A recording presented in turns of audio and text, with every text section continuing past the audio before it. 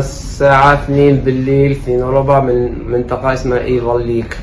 Saat yaklaşık gece 2 çeyrek geçecek bir Ayvalık'tan yola çıktık.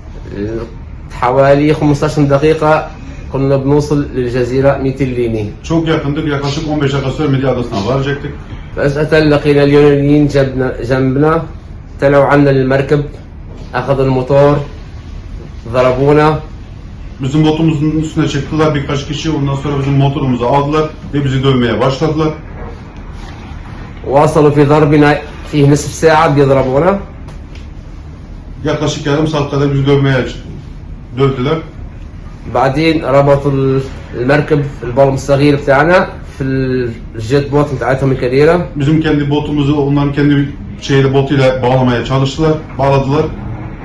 مشوا بينا في البحر ساعة و10 دقيقة ساعة Yaklaşık bir و15 saat kadar دقيقة bizi arkalarında çektiler.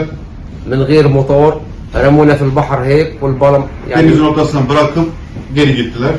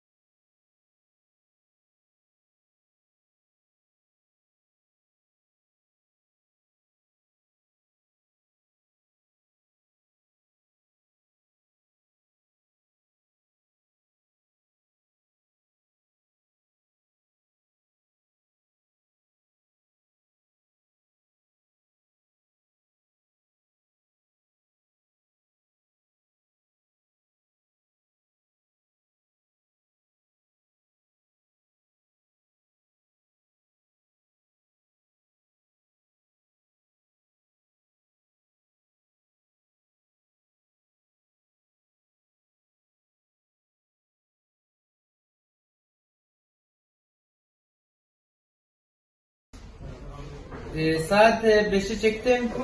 3 saat 4 saat falan gittim. Az bir şey kaldı yani yarım dakika falan kaldı. Yunan motoru geldi. Motoru aldı denize atladı. Mazada düştü. Çocukları falan düştü. Ondan sonra bir tane aldı gitti bir tane.